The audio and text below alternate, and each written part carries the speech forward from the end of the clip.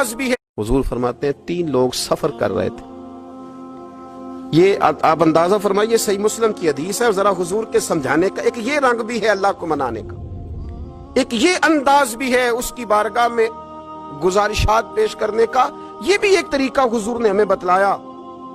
اگرچہ اپنی نیکیوں کو چھپانا چاہیے، نیکیاں جو چھپی ہوئی ہوتی ہیں وہ قیمتی ہوتی ہیں، وہ قیمتی چیزیں ہوتی ہیں جو لوگوں نے چھپا کر کے رکھی ہوتی ہیں۔ حضرت عبداللہ بن عمر فرمانے لگے کہ نبی پاک صلی اللہ علیہ وسلم فرماتے ہیں 3 لوگ سفر کر رہے تھے، رستے میں طوفان آ گیا، تیز بارش شروع ہو گئی،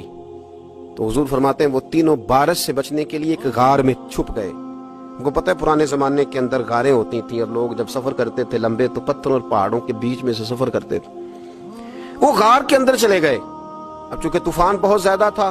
جب وہ غار کے اندر چلے گئے تو اللہ کے پیارے حبیب صلی اللہ علیہ وسلم فرماتے ہیں پتھر اوپر سے لڑکتا ہوا آیا اور غار کے منہ کے آگے آ کے اس نے غار کو بند کر دیا۔ اب اتنا تیز اور اس مضبوطی کے ساتھ وہ پتھر لگا اور اتنا صحیح فٹ ہوا کہ اندر روشنی آنی بھی ختم ہو گئی۔ اب 3 لوگ ہیں، تھوڑی دیر تو وہ پریشان رہے کہ شاید اب کبھی بچ نہیں سکیں گے، شاید چاروں جانب اندھیرا ہی ہے اور اندھیرا ہی رہے گا، شاید یہاں سے نکلنے کے لیے اب ہمیں کوئی رستہ میسر نہیں آئے گا۔ وہ پہلے تو پریشان ہوئے، پھر کہنے لگے یار اس طرح کرو، ذرا غور کیجئے گا میری بات پہ۔ فرمایا اس طرح کرو، اگر کوئی زندگی میں نیکی کی ہے نا تو ذرا اس نیکی کو یاد تو کرو، اور یاد کر کے اس مالک کے حضور عرض تو کرو، وہ کریم ہے، کوئی آنکھوں شاید من جاوے تے گل کم تتڑی دا بن جاوے، عرض تو کرو۔ ان میں سے یہ آپ اندازہ فرمائیے، یہ بات بیان کون کر رہا ہے؟ یہ مدینے والے رسول بیان کر رہے ہیں، یہ نبی پاک علیہ السلام نے بیان فرمایا، یہ وہ کہانی ہے جو ہمیں ہمارے نبی پاک نے سنائی، رسول کریم علیہ السلام نے ہمیں بتلائی، یہ داستان محبت۔ حضور فرمانے لگے ایک نے ان میں سے ہاتھ اٹھائے اور اس نے انداز کیا چھیڑا، عرض کرنے لگا اللہ تو جانتا ہے نا میں نے بکریاں رکھی ہیں، میں غریب ہوں، مزدور ہوں، اور مالک تو یہ بھی جانتا ہے کہ میرے بچے بھی ہیں، بیوی بھی ہے،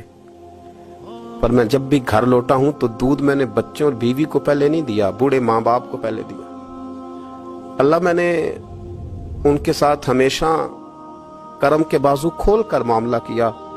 وہ غار میں تنہا بیٹھے ہیں اور اپنے مالک کو منا رہے ہیں، عرض کرتے ہیں اللہ تجھے یاد ہے نا ایک رات جب میں بڑی دیر سے لوٹا تھا، لکڑیاں کاٹتے درخت تلاش کرتے مجھے دیر ہو گئی، میں دیر سے لوٹا تھا، نیت یہ کر رکھی تھی کہ دودھ سب سے پہلے ماں باپ کو پلاؤں گا، مالک جب میں لوٹا تو وہ بوڑھے تھک ہار کے سو گئے تھے، میری بیوی نے مجھے کہا کہ بچوں کو پلا دو، وہ سو گئے، تو میں نے کہا نہیں میرے ذمے ہے ان بوڑھوں کے دل کو ٹھنڈا کرنا، ان سے پیار کرنا۔ اللہ بیوی مانگتی رہی، بچے طلب کرتے رہے، میری ٹانگوں میں گھومتے رہے، بار بار آتے رہے، پر میں نے دودھ نہیں پلایا۔ اے مالک فجر ہو گئی، آفتاب طلوع ہونے کا وقت آ گیا، پر میں نے ماں باپ کے بیدار ہونے کا انتظار کیا۔ اے اللہ وہ جب اٹھے تو ان کی آنکھوں میں جو میرے لیے دعا تھی اور ان کے سینوں میں جو میرے لیے کرم تھا، اگر تیری بارگاہ میں وہ نیکی قبول ہے تو مالک پھر رحم فرما، نہ اس مشکل سے آسانی عطا فرما۔ سنو سنو، رسول کریم صلی اللہ علیہ وسلم فرماتے ہیں کہ اس بندے کی دعا مکمل ہوئی تو پتھر تھوڑا سا سرک گیا، اور اتنا سرکا کہ آسمان نظر آنے لگا۔ جس نے ماں باپ کو منایا ہے، ان سے پیار کیا ہے، پھر یہی بات وسیلہ بن جائے گی رب کے ماننے کا، پھر یہ وسیلہ بنے گی، اللہ اس سے مان جائے گا۔ پھر رسول کریم صلی اللہ علیہ وسلم فرمانے لگے، دوسرا بولا اور عرض کرنے لگا کہ اے اللہ تو جانتا ہے مجھے اپنے چچا کی بیٹی بھانے لگی تھی، میں اس کی طرف رغبت کرنے لگا تھا، اور میں نے جب اس سے جا کے ارادہ کیا کہ میں تیرا طالب ہوں، تو اس نے مجھے کہا کہ پہلے 100 دینار لاؤ بانا، تو اللہ میں نے مشقت کر کے 100 دینار جمع کیے، اور جب میں پوری طرح اس پر حاوی ہو گیا، وہ میرے قبضے میں آ گئی اور گناہ کا میں نے ارادہ کر لیا، تو اس عورت کے منہ سے ایک جملہ نکلا کہ اللہ سے ڈر، اے مالک وہ میرے قبضے میں تھی، اے اللہ میں گناہ پر قادر تھا، میں چاہتا تو گناہ کر لیتا، لیکن جب اس نے تیرا نام لے کے کہا نا کہ اللہ سے ڈر، اللہ میں ڈر گیا، میں اسے چھوڑ کے آ گیا۔ اگر تجھے یہ بات پسند ہے تو پھر نکال دینا اس مشکل سے، پھر کر دینا کرم،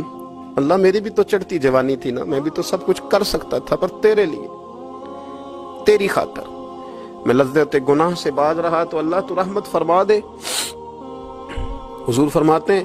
اس کی دعا مکمل ہوئی تھی کہ پتھر تھوڑا اور سرک گیا.